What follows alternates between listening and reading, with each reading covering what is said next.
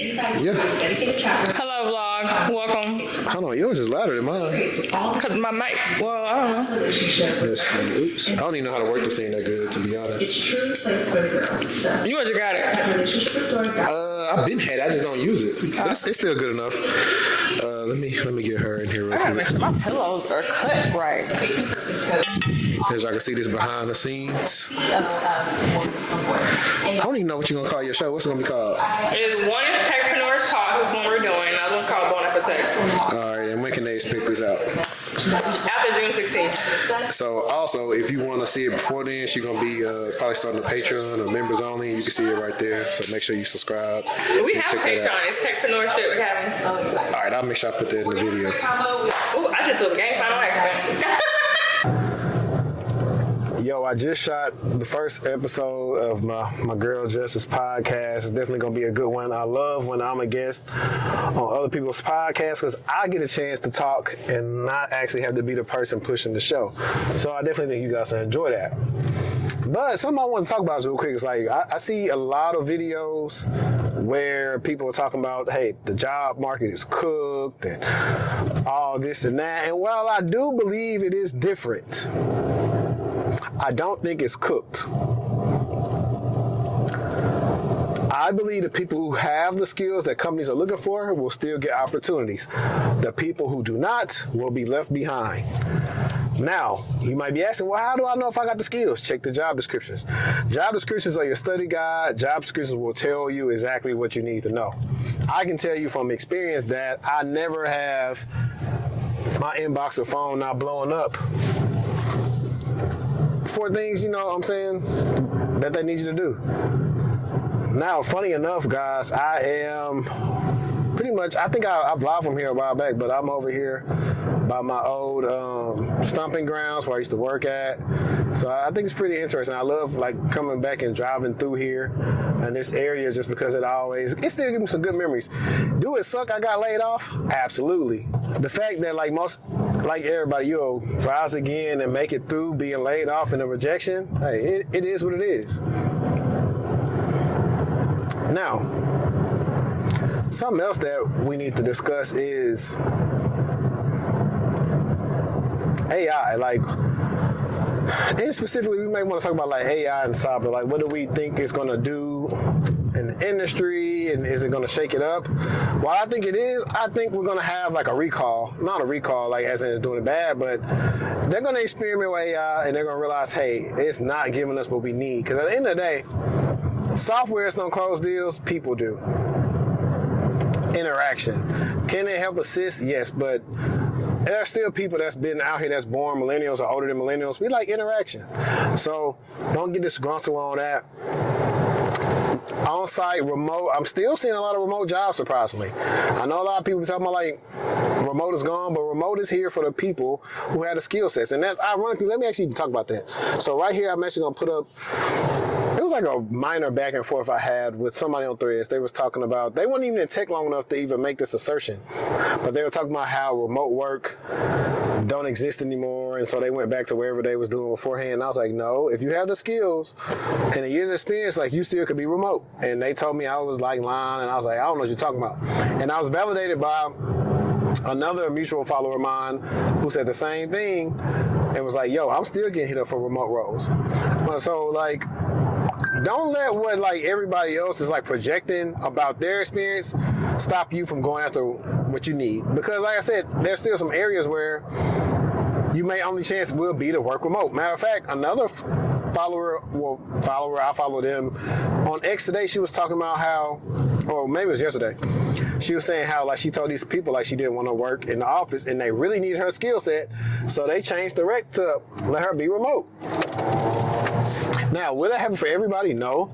But if you got a niche skill set that people really need, what you think they're going to do? They either going to say, all right, well, we only going to work with people remote, or do they need a need met? And that's the deal. Do your skills meet the needs that companies want met? And when you frame it like that and you have to ask yourself those questions, that's how you figure out what you need to do.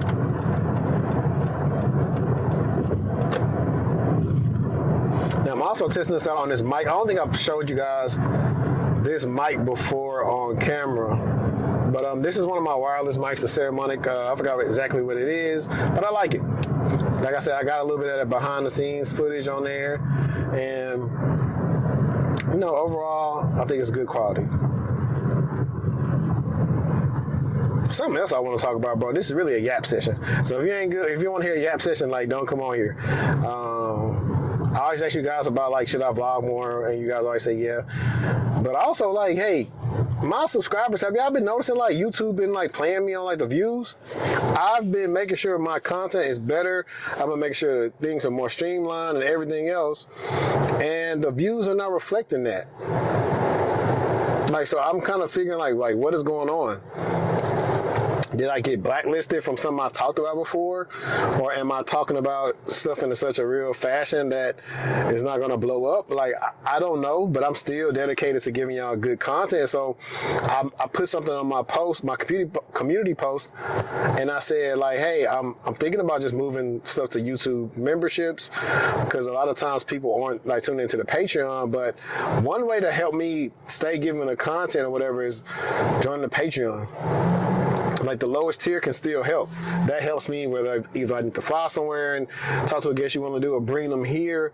That's all what that helps for, because with YouTube not pushing my videos like it's not supposed to, I don't get a lot of ad revenue from that. So I know people always see subscribers and this and that, but you can have people that have less subscribers and make more money off YouTube than people that got more subscribers and not getting views. I mean, that's just how it works. So that's that on that. And guys, I revamped coaching. We're still in the process just trying to figure out what ideally works for my audience and for you guys. So I think we're going back into the two options with the executive VIP coaching, and then also the group coaching option that I've kind of had that I'm gonna utilize for people who can't probably get the high ticket offer. Just to help you guys, right? I know you guys need the help. I'm telling you, most people I meet with, I'm looking at you, I'm I can help you. It hasn't really been too many people that I've met with that I haven't been able to help, or at least help some part of their journey, if we're being totally honest here. I don't know, I may even vlog tomorrow. And no, I won't. I'm not gonna vlog tomorrow. But those that know that's gonna be in attendance for the exclusive event, it definitely should be a good time with the fam and stuff like that. Also, I didn't get a chance to tune, I was busy. I didn't get a chance to tune in to the Pacers game, but shout out to Tyrese Halliburton for hitting the game winner. I said on X that I think the Pacers may be the 2011 Dallas Mavericks, and people try to say the 04 Pistons, but people don't understand. The Pacers, they went through, I think, the number one seed in the East, which was the Cavs, if I'm not mistaken, and then they just ran through the Knicks. And now, I believe that the Thunder might have been the overall number one seed in the NBA. I could be wrong. I haven't been following like that. I've been so busy. But if they knock them out, because everybody's just saying how the Thunder is supposed to win, if they beat them, I think they very much so are the Mavericks. And here's the thing I didn't add context for. Rick Carlisle was their coach. Rick Carlisle was the coach of the Mavericks when they beat the Heat in 2011, when the Heat was supposed to win. So that's why I say that. He is the perfect coach for moments like this, because he said, hey, I've did this before, I've seen this before. You think that's something? We beat Bron, Wade, and Bosh. So it'll be interesting to see how he's motivating them boys. Shout out to them for really just buying in. I think that's the thing that comes in, whether it's sports or the company culture, you got to buy in. If people don't buy into the vision, you're not going to be that successful. And that's me just keeping it 100, or 100 as people like to say. And I don't know how long this vlog is going to be. But guys, also, who else you guys want me to have on the channel? Or, let me ask you this. The way I want to move with the podcast is that I want it to be more weekly syndicated, so where we're covering stuff weekly. I do still like having the guests, but I want to actually probably bring the guest on while we're still discussing current topics, so where they kind of just join the show. So I'm looking to do something like that, because I still like the guest aspect, but I also not a podcast that relies on guests, just because that could be finicky. You just never know, and I just miss talking to you guys week to week.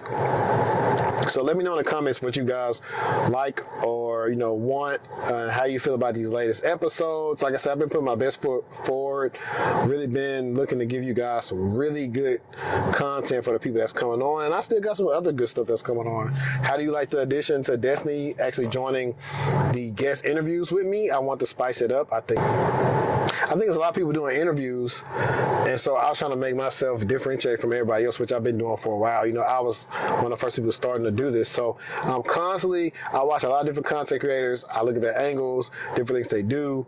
Like I said, guys, I've even condensed the way that I bring the podcast to you guys because I'm trying to make sure I give you maximum value for what you tuned in for.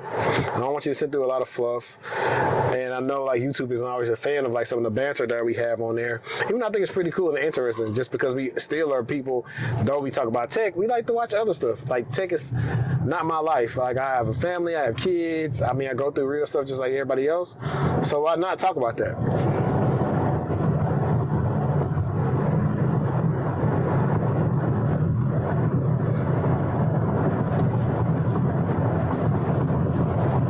Last but not least, I think one of the last things I may talk about for you guys too is just to reiterate something to you is opportunity cost. This is for my people that typically may be childless and don't have family, don't have anybody they have to care for home.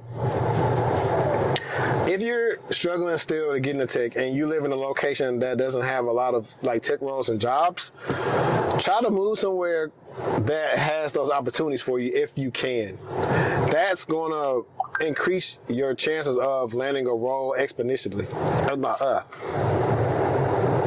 That's going to increase your chances of landing a role exponentially. Why? My example is I was in Shreveport, Louisiana, and I decided to move from Shreveport to Dallas, Texas, or Dallas-Fort Worth. Way more opportunities.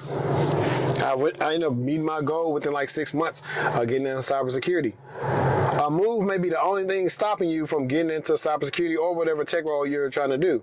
So if you can do that and afford to do it, do that to put yourself in the best position.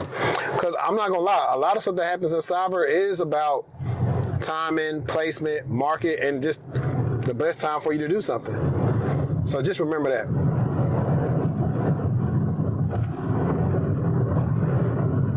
And also, just want to leave you guys with this. Hit the link in the bio if you want to do a consult with me. I'm down to help. I'm always helping people. I've been helping people for a while. It's no thing that you can tell me on a call that I have not seen, that I have not helped somebody overcome. And that's kind of what I want to do for you. So I appreciate everybody for tuning in. If y'all like this vlog, y'all know what to do. Like, comment, subscribe, share it out, and just tell me what you feel about it. But until next time, we out. Peace.